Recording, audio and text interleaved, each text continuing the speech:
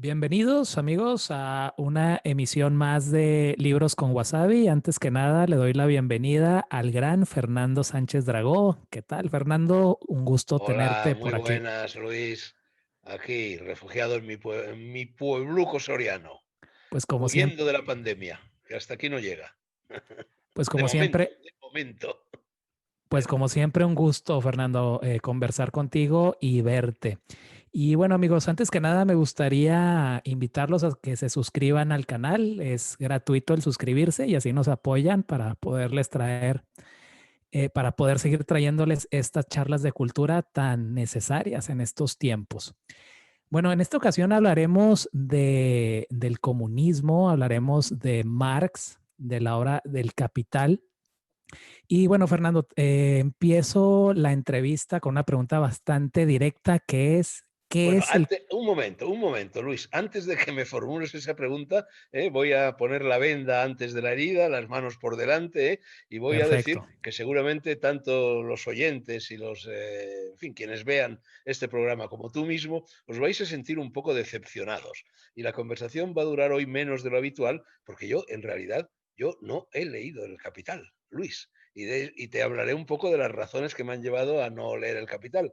Yo de marxismo sé muy poco. Es verdad que estuve, seguramente lo vas a mencionar, que estuve en el Partido Comunista, que prácticamente fui uno de sus refundadores en la Universidad de Madrid, nada menos que en 1950 y pocos años, que estuve varios años allí, que anduve muy metido en todo eso, pero yo no leía El Capital. Yo en realidad nunca fui comunista y menos aún marxista.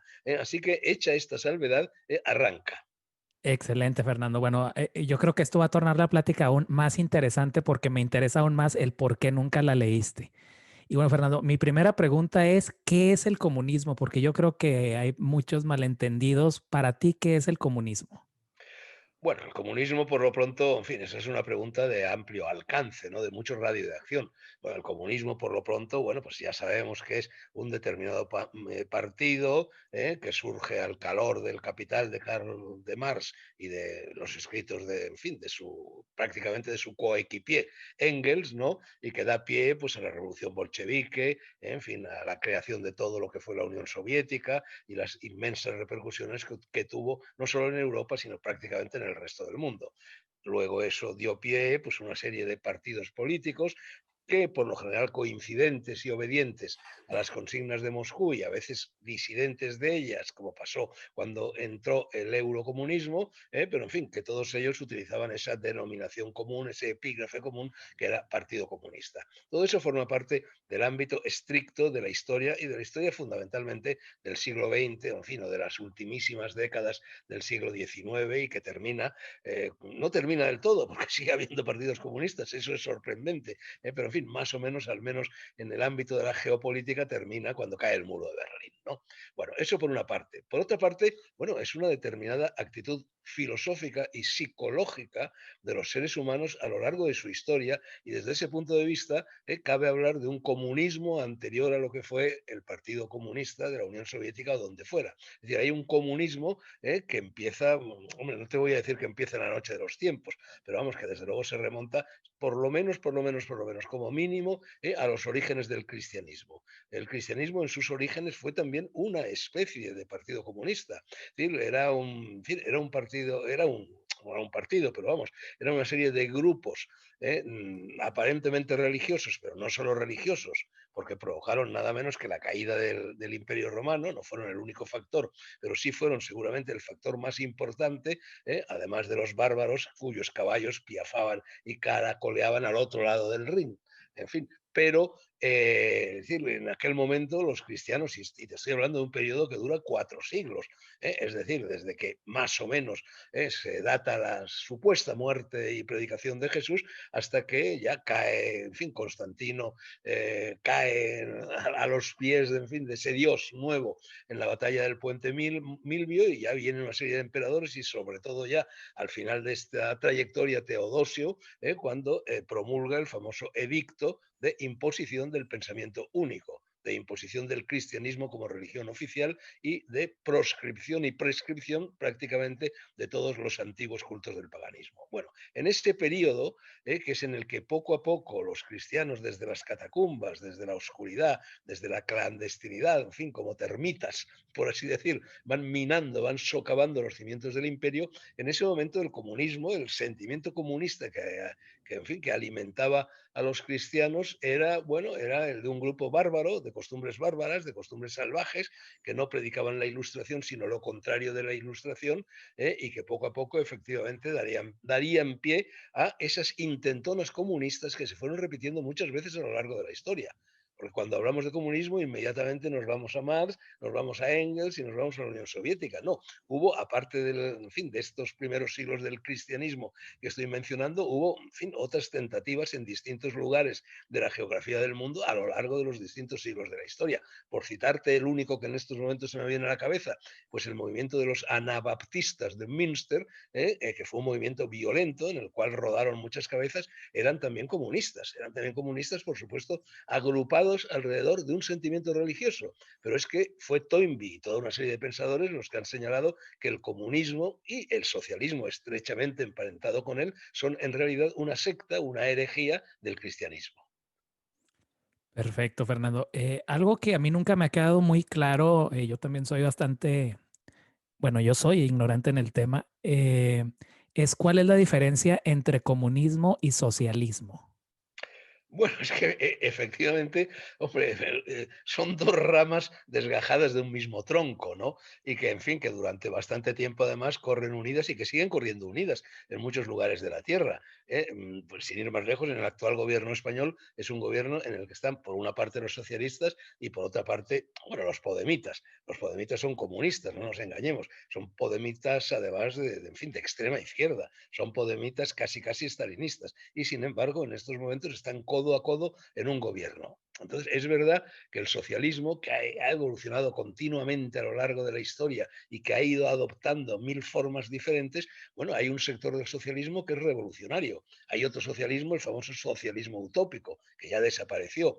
Hay el socialismo democrático, que es en definitiva el de Keynes, el de la socialdemocracia, que es el que en teoría en estos momentos predomina en el mundo, pero solo en teoría, porque hay un socialismo castrista, hay un socialismo chavista y madurista, hay un socialismo boliviano o de Kirchner o en fin, o colombiano, en fin, de muchos de los lugares de esa esfera iberoamericana en la que tú te mueves. Entonces el socialismo y el comunismo realmente, como te digo, tienen la misma raíz, exactamente la misma raíz. Lo que pasa es que el comunismo asumió posturas revolucionarias, posturas de violencia, que el socialismo durante mucho tiempo, pero no siempre, a veces también fue muy violento y muy revolucionario, en la Guerra Civil Española, por ejemplo, pero en fin, se negó a asumir.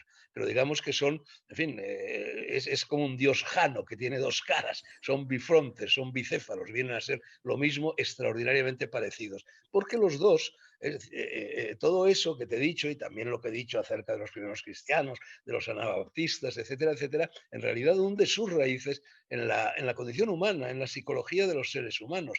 Es decir, hay una serie de seres humanos, los del famoso zoon politicón aristotélico, que son y quieren ser y les gusta ser miembros de un rebaño.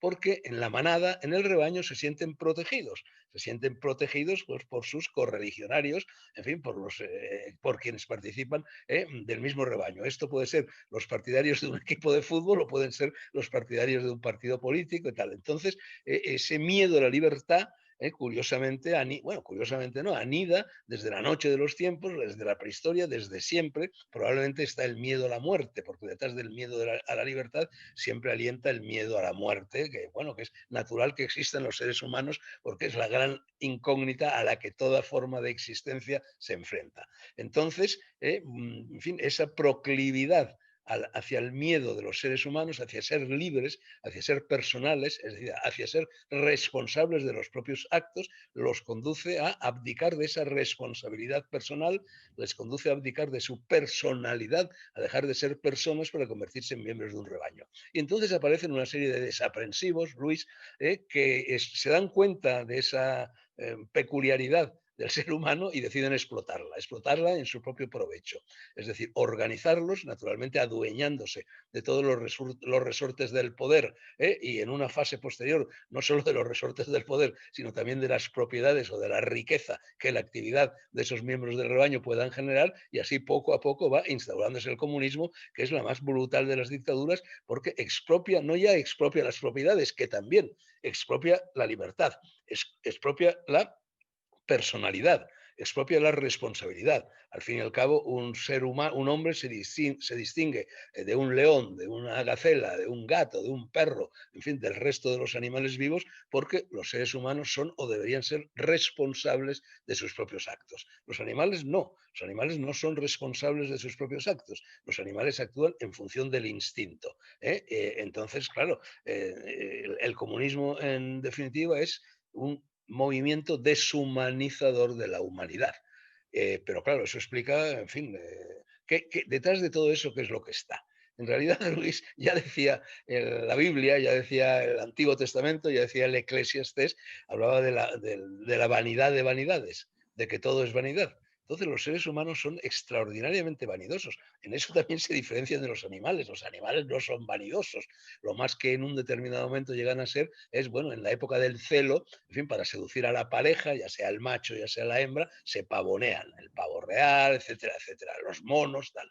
Pero los seres humanos se están pavoneando siempre. Se miran al espejo, se reconocen en el espejo, cosa que al parecer no sucede con los animales. Es decir, un gato se mira al espejo y no sabe que ahí hay un gato.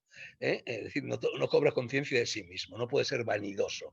En cambio, el ser humano es vanidoso y entonces no solo es voraz, intenta apoderarse de los bienes de sus semejantes, sino que intenta erigirse en salvador de sus semejantes. Claro, y eso, bueno, pues eso satisface su vanidad personal. Cuando uno se cree santo, cuando uno se cree generoso, cuando uno se cree, en fin, el famoso buenismo, por ejemplo, de nuestros días está agazapado ahí, cuando se cree más bueno que nadie, pues hombre, uno se siente muy bien, está presumiendo, ¿no? Está muy contento consigo mismo, ¿no? Entonces, bueno, yo creo que ese es un poco el resorte psicológico que luego conduce, bueno, políticamente, administrativamente, económicamente, burocráticamente, etcétera, ideológicamente, a la aparición de los movimientos comunistas, llámense como se llamen. Y Fernando, ¿se podría decir que en teoría el socialismo es un poco más democrático o la palabra democracia no tiene ninguna cabida en estas corrientes filosóficas políticas? No, hombre, es verdad que ha habido, en fin, el socialismo en muchos lugares y en muchos momentos ha sido bastante democrático. Se ha presentado a las elecciones, las ha ganado, las ha perdido. Cuando las ha perdido, se ha ido tranquilamente a casa. Es verdad que hay muchos episodios así. Sencillamente ha sido más moderado. Ha sido más moderado, más civilizado, más prudente, ¿no? Pero también es verdad que cuando las cosas se ponían verdaderamente feas, y eso está pasando una vez más en muchos países de la Tierra en estos momentos, sobre todo en países, curiosamente, del ámbito ibérico, del ámbito, en fin, de eso que se llamaba hispanidad antes. Tú fíjate que prácticamente ahora, quitando el caso de Corea del Norte, bueno, que es un caso especialísimo, porque realmente allí tampoco cabe hablar de un comunismo sensu estricto, ¿no? Es una cosa, en fin, muy rara, muy exótica, muy extramuros lo que sucede allí, pero quitando eso, o quitando países que se proclaman comunistas, pero que no son comunistas, como el caso de China o como el caso de Vietnam, que son países, en fin, que se proclaman comunistas, pero que se organizan de una forma abiertamente capitalista, más capitalista incluso de lo que pueda ser Europa o de lo que puedan ser los Estados Unidos, pues quitando esos casos y España, y nos venimos ya aquí al ámbito de la iberoesfera, pues ¿dónde está el comunismo en estos momentos? En Venezuela, en Bolivia, en Argentina, en Cuba, incluso amenaza con los Antifa y con los Black Matter Lives y todo esto, incluso en Estados Unidos, incluso en esa parte de Estados Unidos que también en definitiva forma parte de la iberosfera en la cual tú te encuentras, ¿no? Por razones geográficas, históricas, lingüísticas, etcétera, etcétera, ¿no? Entonces es curioso y a mí eso me llama mucho la atención.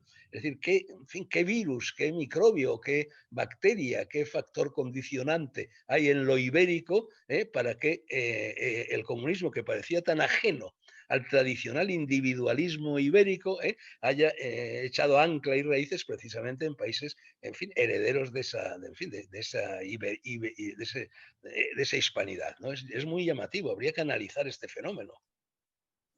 Claro, Fernando. Y bueno, Fernando, ya nos comentaste que no has leído El Capital de Marx. Pero mi pregunta es, ¿qué impacto tuvo dicha obra o qué impacto tuvo Marx para Occidente o en Occidente en su Bueno, momento? vamos a ver, Marx es bueno, es una deidad. Marx es un icono, ¿eh? En fin, es un mascarón de proa, ¿no? Es una gárgola, ¿eh? Que se ha plantado ahí, a la cual se reverencia, sin que casi nadie lo haya leído, se reverencia pues como se reverencia a los dioses en cualquier religión. Ya te he dicho, que el socialismo, el comunismo es en definitiva una religión, ¿no? Y los fieles de esa religión creen a machamartillo en ella, es decir, están sometidos a la famosa monolitismo revolucionario. Así lo llamaban en el Partido Comunista Español cuando yo militaba en el monolitismo revolucionario, que verdaderamente, como solemos decir aquí en España, manda huevos, que alguien hable elogiosamente de algo que es un monolitismo, ¿no?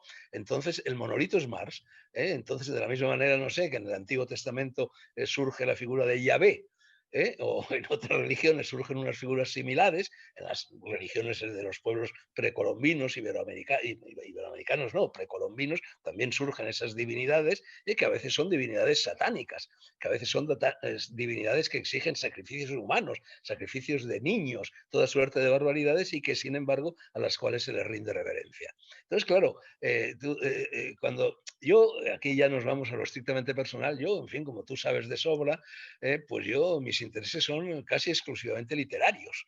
Yo he vivido toda mi vida sumergido en la literatura, queriendo ser escritor, siendo escritor, y, en fin, y viviendo en ese mundo de los escritores que tiene muy poco que ver con la economía, con el dinero, con la burocracia, con la administración, con la organización y, en definitiva, incluso con la política. Porque, claro, la política tiene una dimensión filosófica que, en cambio, no tiene la economía, ¿no? Entonces, a mí nunca me ha interesado eso. Y tampoco me interesaba cuando yo me metí en el Partido Comunista.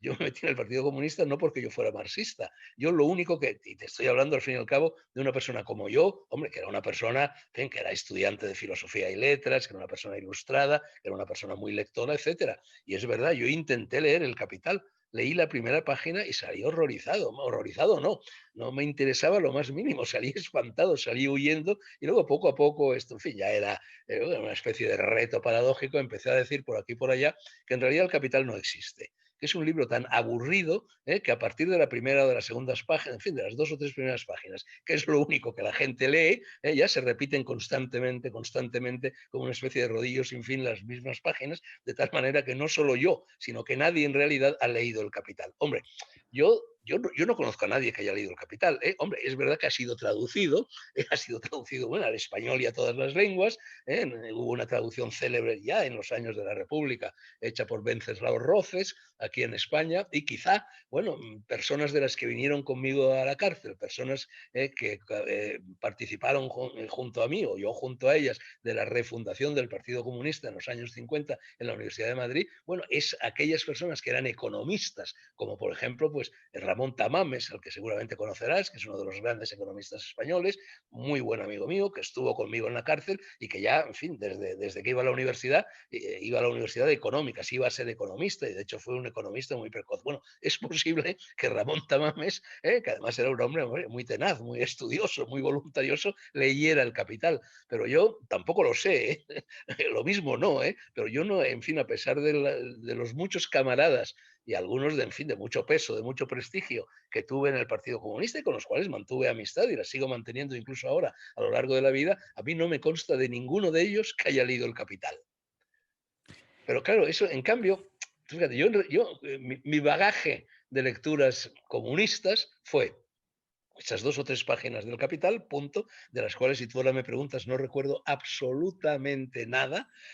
Y luego, hombre, es verdad que Engels me interesaba un poco más, porque digamos que Engels era en fin, era un compañero de bagaje de Marx, pero se ocupaba más no solo de cuestiones económicas, sino también de cuestiones, no sé, filosóficas, antropológicas, etcétera. Hombre, por ejemplo, un libro como en fin, el origen de la familia, la propiedad privada y el Estado, ese sí me lo leí. Pero claro, es que bueno, era un libro donde decía efectivamente cosas interesantes e inteligentes sobre la familia, sobre la propiedad privada y sobre el Estado. Eso sí me interesaba, porque eso era filosofía, eso lo leí. Y luego, hombre, me leí, claro, es que no, eso no requería un gran esfuerzo, el manifiesto del Partido Comunista. Pero es que el manifiesto del Partido Comunista era un libelo, era un panfleto, eran 40 páginas y, en fin, además bastante entretenidas por su ardor revolucionario, ¿no? Era una proclama, eso lo leí. Y luego, vamos, desde luego las obras de Lenin, y no digamos ya las de Stalin, que nos distribuían los dirigentes del Partido Comunista, editadas en la España de Franco en un papel biblia finísimo, que no había forma de pasar las páginas, y además escritas con una tipografía, vamos, que necesitabas la lupa de Sherlock Holmes para poderlas leer, pues por supuesto que no leí ninguna, ¿no? Así que mi bagaje, es decir, el marxismo, vamos, si yo me presento a unas oposiciones me dan casi cero. Y esto está contado en mi último libro, mira, hablo de ello naturalmente en Galgo Corredor, ese segundo volumen de mis memorias que acaban de salir, y que en la cual, en fin, evoco lo que fueron todos aquellos años. Pues ahí cuento cómo en realidad sí hubo un solo libro pesadísimo, aburridísimo, que en fin, que no leí en su totalidad porque era bastante grueso, pero en fin, que sí ojé con el detenimiento necesario para poder escribir una memoria sobre él. ¿Pero por qué? Porque la chica que a mí me gustaba, la que llegó a ser mi novia, la chica con la que me casé incluso en la cárcel y que fue la madre de mi primer hijo, era compañera mía en la Universidad de Madrid, en la Facultad de Letras de Madrid, en la especialidad de Historia. Y entonces don Santiago Montero Díaz, gran historiador, que fue también mi profesor en los cursos de doctorado posteriormente, le encargó que elaborara, bueno, en fin, una especie de tesina, de mini tesina sobre el antiduring. Y entonces, bueno, mi novia no iba a ser capaz, y yo casi no era capaz yo, imagínate si ella, que era chica, en fin, con todos los condicionamientos que ser en aquella época chica entrañaban, si iba a ser capaz de leerse el antiduring, y me pidió que lo hiciera yo, y yo efectivamente, pues, en fin, por amor, por romanticismo, me cepillé, me zambullí en el antiduring y escribí efectivamente 30 o 40 páginas que no sé por dónde andarán, pero que sería curioso volver a releer. A lo mejor ella las conserva, porque ella ahora es profesora en Suecia y lo mismo las tiene. Y vamos, el antiduring lo leí. Punto, ya está. Se acabó mi bagaje marxista, Luis. Fernando, ¿cuáles son las corrientes filosóficas que tienen influencia en Marx? Es decir, ¿Marx de dónde parte? Me pillas, Luis. Es que como no me interesó nunca la figura de Marx ni su obra, hombre, ahora si me pongo a rebuscar, pues sí, encontraré algún nombre por aquí y por allá, pero encontraré un nombre porque lo he estudiado un poco en los 3 o 4 párrafos que en los libros de historia del colegio dedicaban al marxismo. En fin, me referiré a Lamarck, me referiré a los materialistas históricos, me referiré a esos nombres, pero vamos, sin el menor conocimiento de causa. Yo no te lo sé decir. Es decir, yo creo, y esto ya te lo he dicho antes, que realmente las raíces que conducen a Marx al marxismo son de índole psicológico, estas raíces que están en los seres humanos. Porque luego, por otra parte, Marx, es decir, quien quiera responder, tú sabes con quién tendrías que hablar para responder, él te respondería avasalladoramente, con enorme conocimiento de causa a estas preguntas, pues mi buen amigo Escotado, el filósofo Escotado, que efectivamente ha publicado esos 3 tochos, lo digo en el mejor sentido de la palabra, lo de tocho, porque son muy gruesos, Los enemigos del comercio, que es una obra colosal. En fin, una de las grandes investigaciones elaboradas a lo largo de la historia sobre este fenómeno del comunismo, en definitiva. Entonces, fíjate que yo, Escotado, cuando estaba escribiendo ese libro, en el cual ha estado 20 años trabajando de sol a sol, desde que se levantaba hasta que se acostaba, pues yo le sugerí un título muy bueno desde el punto de vista comercial, que era Crítica de la razón roja. Porque es lo que es fundamentalmente ese libro, crítica de todo lo que el comunismo, el socialismo, etcétera, ha supuesto en su aportación a la historia de la filosofía.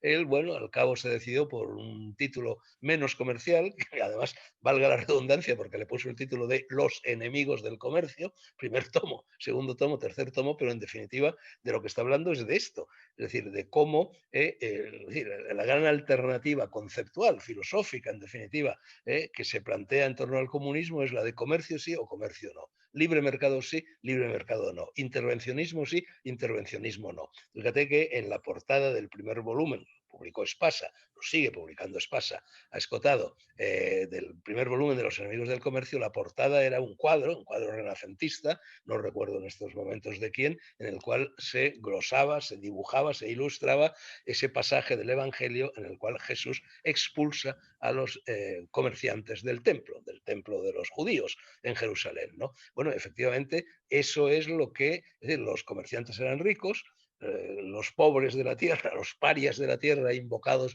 en la internacional, en el himno de la internacional, bueno, pues hombre, claro, en fin, los ricos pues, se la tenían jurada a los ricos, veían a los comerciantes, en los comerciantes a los ricos, nace ahí la famosa lucha de clases, ¿no? Y entonces los comerciantes son expulsados del templo, ¿no?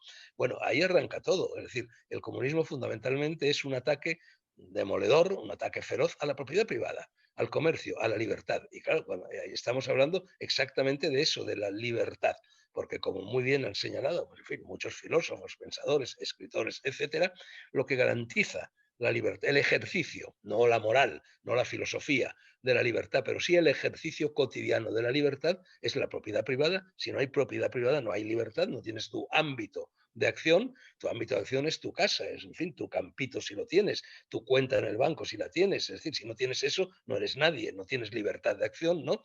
Y al mismo tiempo el dinero. En fin, el dinero es junto a la rueda, una rueda, dinero y libro son los tres grandes inventos de la historia de la humanidad, los que más han aportado a la civilización, los que más han aportado, en definitiva, a la conciencia de la libertad por parte de los seres humanos. Ahora, ¿qué sucede? Bueno, el comunismo ha querido siempre expropiar, es decir, que desaparezca la propiedad privada, y ahora ya no solo el comunismo, sino todos sus adláteres, los globalizadores, lo que pretenden es eliminar el dinero, que el dinero sea exclusivamente el dinero electrónico, dinero de tarjetas, ni siquiera nos quieren poner microchips aquí en el cuerpo, en las muñecas, etcétera, para que ya no haya dinero, ya la libertad termine por completo. Tú bebes whisky, vale, te vas al supermercado más cercano, coges una botella de whisky A y pasas tu muñeca o la parte del cuerpo donde te hayan puesto el chip y eso queda ya anotado, en fin, en tus saberes. Ya no tienes el más mínimo control. Es decir, ya la fiscalización es absoluta. Bueno, pues eso es lo que pretende el comunismo y eso es lo que denuncia, pero en fin, con una cantidad de datos verdaderamente apabullantes, Antonio Escotado en Los enemigos del comercio. Claro, entre otras cosas, él sí que te podría responder a las raíces del capital, a las raíces de Marx, y a cómo, pues Marx, por ejemplo, bueno, era una persona que hacía pasar frío y hambre a sus hijos, era una persona de manifiesta inmoralidad, como por otra parte, lo sabemos muy bien, lo han sido siempre los dirigentes comunistas, como denunciara ya en su día a Ayn Rand. Tú fíjate que, bueno, Lenin vivió toda su vida, él que pretendía expropiar a todo el mundo, que pretendía salvar a todas las clases oprimidas, que pretendía demoler a las clases privilegiadas, él vivió toda su vida de las rentas que le suministraba su madre, que eran, en fin, una familia de terratenientes de Rusia en aquellos años. Es decir, entonces hay una contradicción siempre brutal entre estas dachas memorables, simbólicas que tenían los dirigentes soviéticos y cómo vivía el pueblo ruso, ¿no? Y eso siempre ha sido así. Entonces son plutócratas, los comunistas son plutócratas, adoran el dinero, ese es su Dios. Y Fernando, volviendo a tu vida personal, bueno, sé que militaste en el Partido Comunista, corrígeme si estoy equivocado, pero ¿qué te hizo desilusionarte de la izquierda? Bueno, la desilusión fue casi desde el comienzo, porque claro, es que ten en cuenta, por otra parte, que nosotros, en fin, los de aquel grupito de la Facultad de Letras de Madrid de los años 50, bueno, éramos niños de papá, éramos hijos de la burguesía y nos trataban de una manera muy especial. No era lo mismo ser miembro del Partido Comunista perteneciente a la clase obrera que ser miembro del Partido Comunista perteneciendo, en fin, a la burguesía, en fin, a las clases altas. En definitiva, nos trataban de otra manera, eran prudentes, pero a pesar de eso nos íbamos dando cuenta poco a poco del sistema de opresión con el que estábamos colaborando. Entonces, poquito a poco era una lluvia lenta, pero que te iba calando. Te dabas cuenta, bueno, pues por ejemplo, cuando estalló en fin, la primera tentativa en Hungría para liberarse del yugo soviético, cuando entraron los tanques de Moscú, que claro, aquello fue un tan tremendo. Entonces, las explicaciones que nos suministraban a nosotros, los chicos de letras, los chicos de la universidad del Partido Comunista, bueno, no nos lo contaban de manera muy distinta y nos enviaban a líderes que eran intelectuales, vamos, concretamente Jorge Semprún, escritor al que todos conocemos, que luego también se desencantó por completo del sistema, pero era él el que nos explicaba, el que pretendía que comulgáramos con ruedas de molino, ¿no? Pero claro, las ruedas de molino llega un momento en que te das cuenta de que son ruedas de molino. Tú fíjate que cuando, sobre todo, la gran desilusión empezó, por una parte, cuando me di yo y los demás cuenta de la moralina puritana que imperaba dentro del Partido Comunista y que dejaba chica, en fin, a la moralina que pudiera haber en las catequesis o en las asociaciones controladas por la Iglesia Católica. Yo había estado, en fin, en mi época escolar había estado también en ese tipo de asociaciones, había participado en movimientos catequistas y eran mucho más libres en lo que se refiere a la moral individual, al trato entre las chicas y los chicos, etcétera, etcétera, de lo que era el Partido Comunista. O sea, en el Partido Comunista cogías la mano en un guateque a una camarada y ya te tenías que casar con ella. Como no te estoy exagerando un poco, ¿no? Pero en fin, así estaban las cosas. Entonces yo en este libro, Algo Corredor, cuento bastantes de las cosas por las cuales me desilusioné del Partido Comunista y en definitiva de la izquierda dentro de Carabanchel. Porque claro, dentro de Carabanchel ya estas cosas eran imposibles de ocultar, entre otras razones porque allí estábamos mezclados, en la galería de presos políticos, estábamos mezclados los obreros, los proletarios del Partido Comunista y los estudiantes, los del barrio de Salamanca, del Partido Comunista, ¿no? Y entonces, claro, las contradicciones eran formidables. Yo recuerdo, por ejemplo, que se decidió, porque el partido, es decir, la dirección del Partido Comunista en la cárcel, el comité central prácticamente del Partido Comunista en la cárcel, tomaba una serie de decisiones para mantenernos controlados, para mantenernos entretenidos. Y, por ejemplo, decidió que nos diéramos los unos a los otros charlas. Entonces, yo, por ejemplo, que era escritor, bueno, daba charlas sobre historia de la literatura. Javier Muguerza, que ha muerto hace poco, convertido en uno de los grandes filósofos del último medio siglo en la historia de España, pues nos daba cursos de filosofía. Un cineasta que estaba también con nosotros nos daba cursos de historia del cine. Y los obreros nos daban también clase a nosotros, los estudiantes, y te estoy hablando de estudiantes que estábamos ya, algunos en los últimos cursos de carrera y otros que se estaban doctorando o que eran ya doctores, o sea, tampoco éramos recién llegados al mundo de la cultura y nos daban clases de revolución, clases de movimiento obrero, que no nos interesaban lo más mínimo, que nos aburrían y que además eran extraordinariamente esquemáticas. Pero bueno, nos aveníamos a esta disciplina, te estoy poniendo un ejemplo de los muchos que te podría aportar, y ya la cosa llegaron al colmo cuando se decidió que de la misma manera que Javier Muguerza daba clases de historia de la filosofía a los obreros, lo cual, bueno, pues podía tener cierta lógica, porque los obreros pues, no sabían nada de filosofía, pero es que se decidió que nos las diéramos también entre nosotros. Entonces se decidió que Javier Muguerza, que estaba en una celda en la que estaba yo, en la que estaba Manolo Moya, que ya era licenciado en Filología Románica, premio extraordinario y que se estaba doctorando, que estaba Alberto Soner, que era otro tanto, en fin, uno de los mejores estudiantes de la facultad y antes del colegio, que no sabíamos de sobra, por supuesto, hombre, por lo menos las cosas más elementales de la historia de la filosofía, nos tenía que dar Javier Muguerza a nosotros las mismas charlas que daba a los obreros. Y yo tenía que darles a estos las mismas charlas de literatura muy elementales que yo también daba a los obreros. Claro, era absurdo. ¿Sabes cómo terminó eso? Esto es gracioso, es anecdótico. Terminó un día cuando Javier Muguerza, el filósofo, estaba impartiendo su lección de filosofía a Alberto Soner, a Manolo Moya y a mí, que estábamos metidos en nuestra celda. Era por la mañana, estábamos tumbados, porque no había espacio físico en las celdas para más, estábamos tumbados en nuestras respectivas literas y yo, mientras Javier Muguerza hablaba, me dormí y ronqué. Y entonces Javier Muguerza se quedó desmoralizadísimo porque yo me había puesto a roncar y allí terminó esta iniciativa de darnos clases los unos a los otros. Bueno, esto que es caricaturesco, pero es que era constantemente así.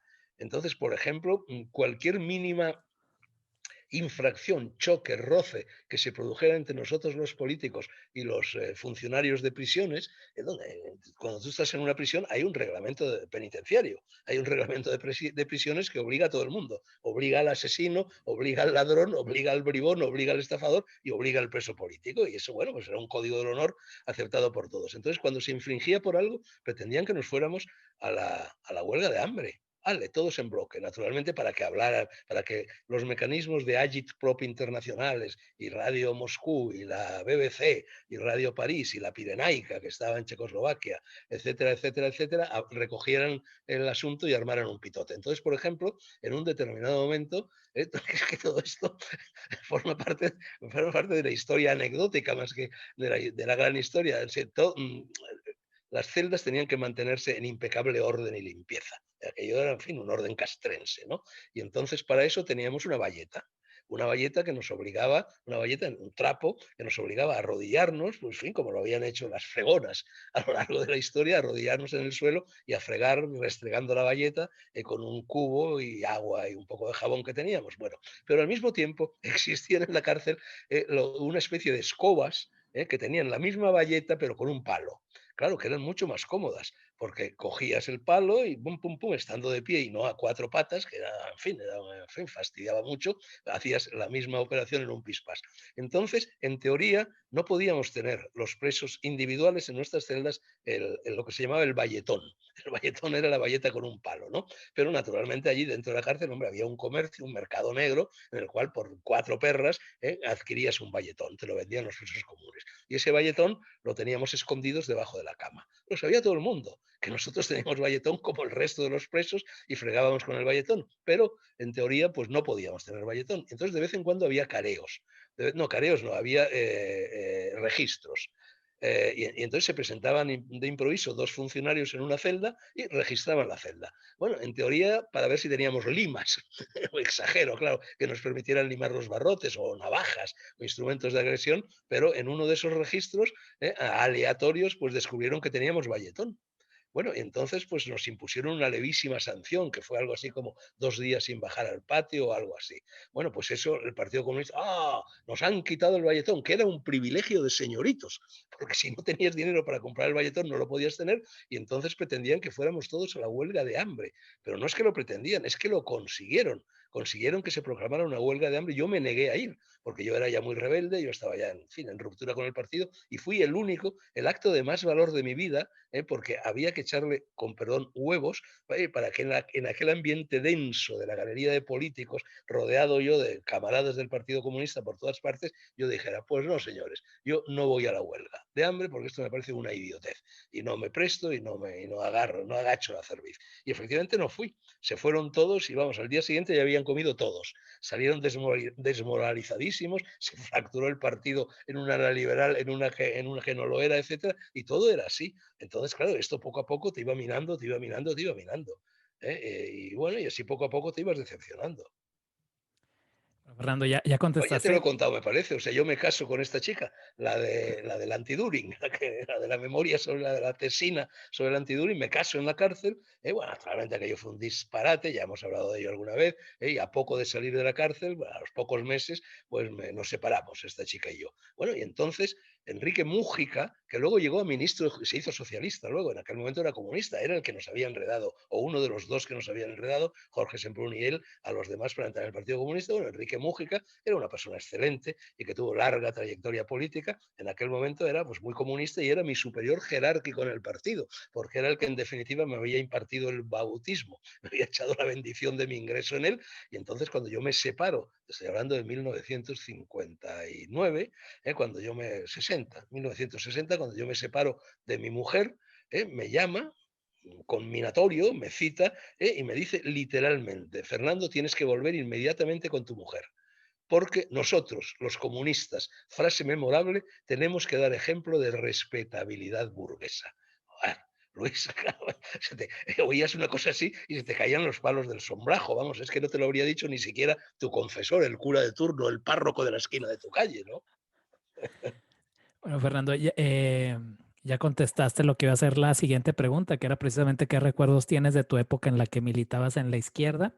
Así que pasaré a la siguiente y es, ¿por Bueno, qué no, pero así? oye, los recuerdos son muy buenos, ¿eh? Eso que te estoy Sí, contando es lo malo, es lo grotesco, es lo anecdótico, en definitiva es casi casi lo tragicómico, ¿no? Pero los recuerdos son muy buenos, ¿eh? Porque yo estaba corriendo una gran aventura, y gran claro. aventura que efectivamente a mí me forjó, que yo iba luego a contar en los libros y de hecho la estoy contando, y que además me permitió, bueno, meter las narices de escritor curioso, como tiene que serlo siempre el escritor, en lugares, en ámbitos, conociendo a personas a las que de otra manera no habría conocido. Me permitió también crear una red de amistades que se prolongó en el tiempo, porque todos nosotros seguimos, aunque cada uno luego tiró políticamente hablando, cada uno tiró por su cuenta, siempre hubo entre nosotros una gran amistad, una gran lealtad, bueno, a los principios idealistas en definitiva que nos movieron a hacer aquello. Yo muchas veces he dicho que aunque el primer gran motín organizado por nosotros de la Universidad de Madrid contra Franco, fue en febrero, pero yo quise escribir un libro, no lo escribí, en cierto modo este que acabo de publicar lo es, pero bueno, no lo escribí, que se iba a llamar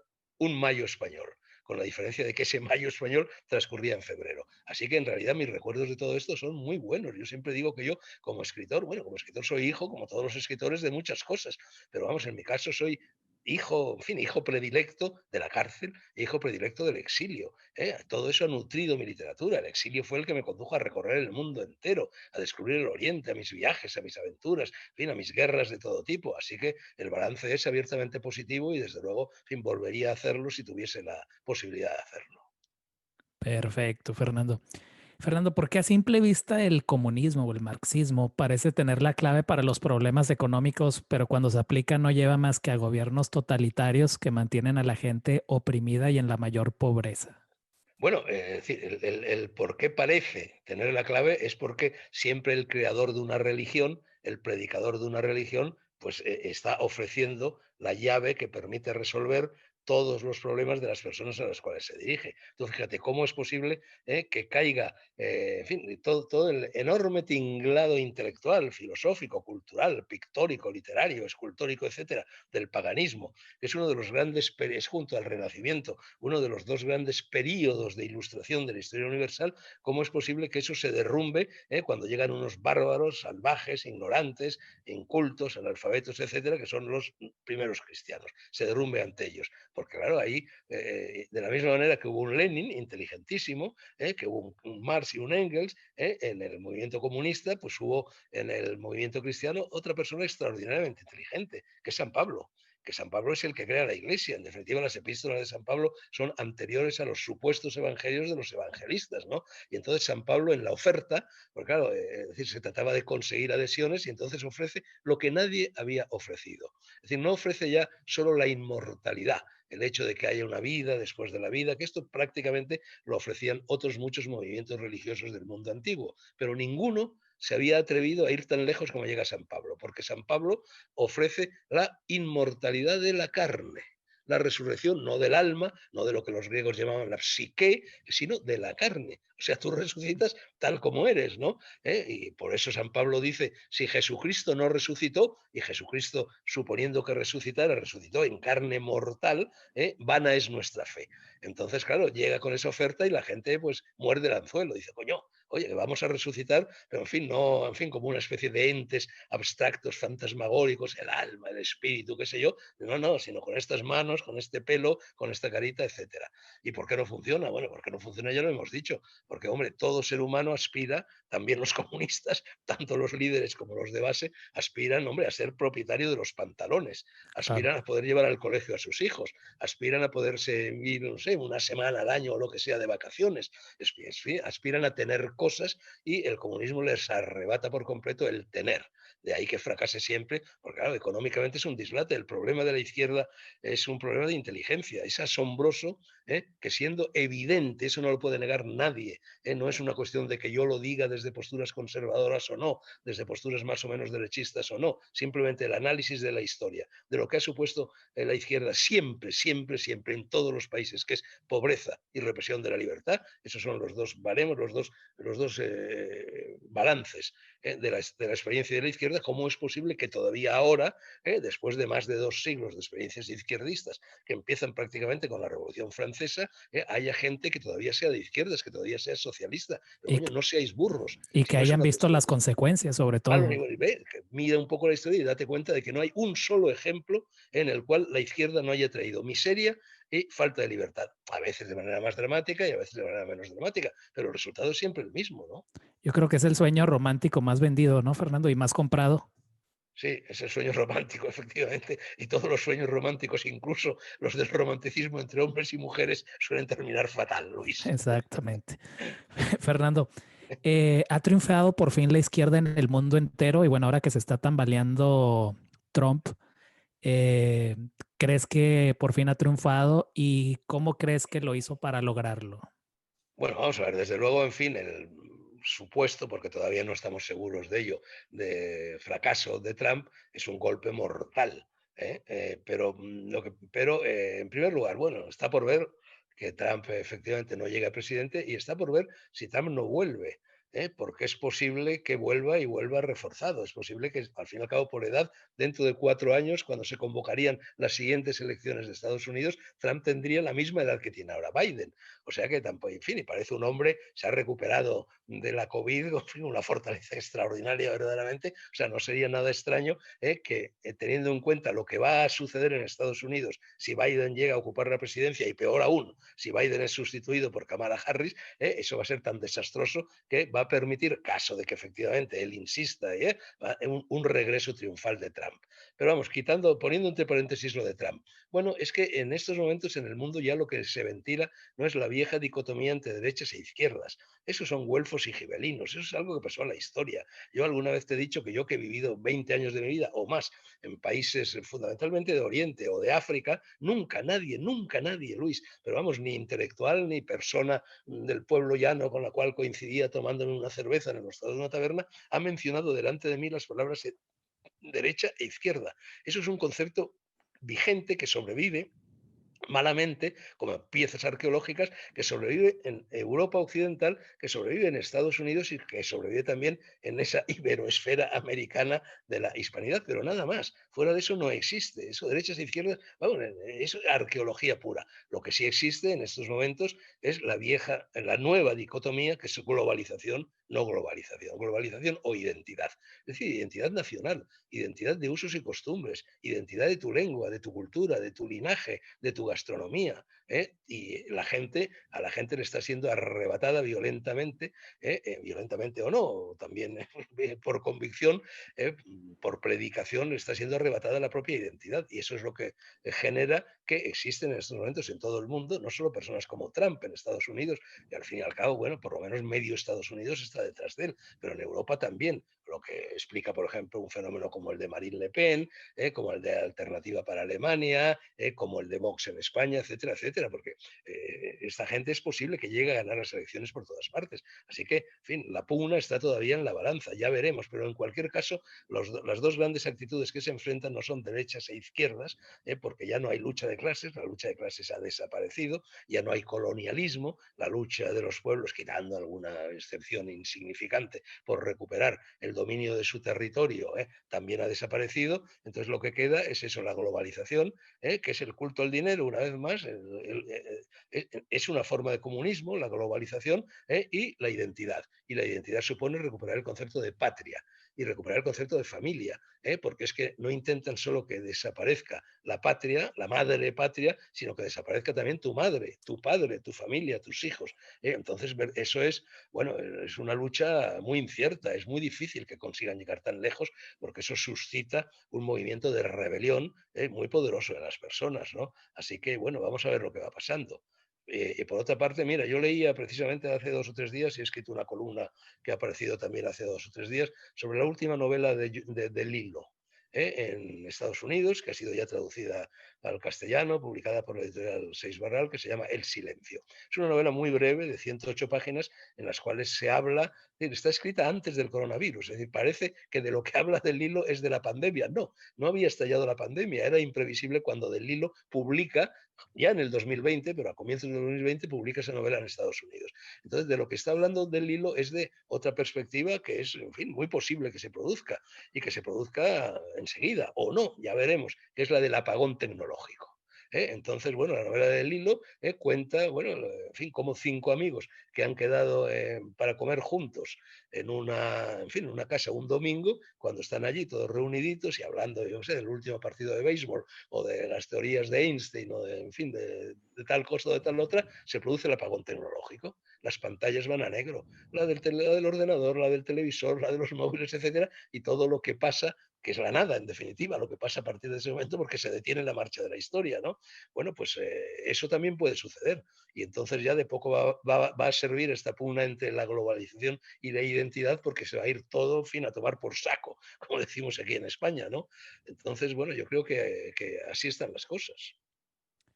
Y Fernando, ya para terminar esta conversación, me gustaría terminar con una anécdota tuya, esa famosa anécdota cuando en la cárcel hiciste un test, una especie de test y Sí. saliste más de Que pensabas Bueno, que ibas eso a salir el más rojo de todo y saliste más de derechas que nadie, ¿no? sí, sí, eso también está contado en Galgo Corredor y lo había contado ya con menos detalle en otro libro mío, Y si habla mal de España es español. Pues sí, efectivamente, bueno, cuando estábamos en la cárcel no podía entrar prensa del exterior. Pero bueno, la prensa del día, que era una prensa además sometida, en fin, a la censura de Franco. Era absurdo que no nos dejaran leer el ABC o el Ya o el Arriba o el Pueblo, que era la prensa que circulaba libremente por la España franquista, ¿no? Pero no podía. Entonces, lo único que podíamos leer era un, en fin, una especie de hoja parroquial, una doble página, impresa en los talleres penitenciarios de Alcalá de Henares, cerca de Madrid, que se llamaba Redención, y que daba alguna noticia de carácter nacional o de carácter internacional, y luego pues noticias del interior de la cárcel. Y eso era lo único que podíamos leer. Bueno, luego naturalmente cuando hablábamos con nuestros abogados o cuando hablábamos con los familiares que venían a vernos o con nuestras novias, bueno, nos transmitían noticias del exterior, pero bueno, eso era Radio Macuto, no era muy fiable, ¿no? Entonces, al mismo tiempo se introducían de vez en cuando pues algunos periódicos del exterior, algunas revistas. Y este aquí que cayó en nuestras manos, no sé cómo se filtró, un número de la revista francesa muy conocida, de Paris Match. Y entonces en el número de aquella revista había una encuesta muy cartesiana, muy bien hecha, como hacen las cosas los franceses, para averiguar, era un test, tú ibas respondiendo las preguntas del test, sumabas, restabas los números, etcétera, y te daba cuál era tu filiación política, ¿no? Bueno, eso nos encantó. Entonces recuerdo la sesión en la que estábamos prácticamente todos los presos políticos universitarios, que éramos 18, metidos en la misma celda, la mía, la de Alberto Saoner, Manolo Moya y Javier Muguerza, que antes te he comentado, que por cierto le llamaban, éramos tan desordenados, tan caóticos, que en el ámbito de la cárcel aquella celda, la celda 49, le llamaban la cerda 49. Bueno, pues en la cerda 49 se produce esta sesión con el Paris Match, con lo cual imagínate la escena, los 18 allí en fin, como en el camarote de la película Una noche en la ópera de los hermanos Marx, todos allí amontonados, gran expectación, y unos y otros iban sometiéndose al test. Y bueno, todos salían, pues hombre, todos salían de izquierdas, algunos muy de izquierdas, otros más moderados, pero en fin, entre socialistas y comunistas todos salían en ese arco. Y ya cuando me llega el turno a mí, y yo era uno de los cabecillas, yo era uno de los más radicales, yo era uno de los que en teoría podía parecer como más de izquierdas a los ojos de mis compañeros, se esperaba de mí, bueno, que diera como Lenin, ¿no? Bueno, pues empiezan a hacerme unas preguntas y yo voy respondiendo con sentido común, que ha sido siempre mi única ideología, la del sentido común. Entonces, por ejemplo, pues me preguntaron por los impuestos, ¿qué pensaba de los impuestos? Bueno, a mí lo de los impuestos me pareció horroroso. Yo no lo sabía, porque yo no había leído a Marx, no sabía que los impuestos, el aumentar los impuestos era uno de los caballos de batalla de la izquierda. Entonces yo, como buen izquierdista que creía que era, pues dije, oh, los impuestos, qué horror, un instrumento capitalista, etcétera, y así todo. De tal manera que gran expectación, silencio y tal, a medida que yo iba respondiendo, y Alberto Soner, que era el que llevaba la cuenta, iba anotando, paf, un aspa aquí, un aspa allá, sí, no, regular, no sé cuánto, y ya tenía que hacer la suma.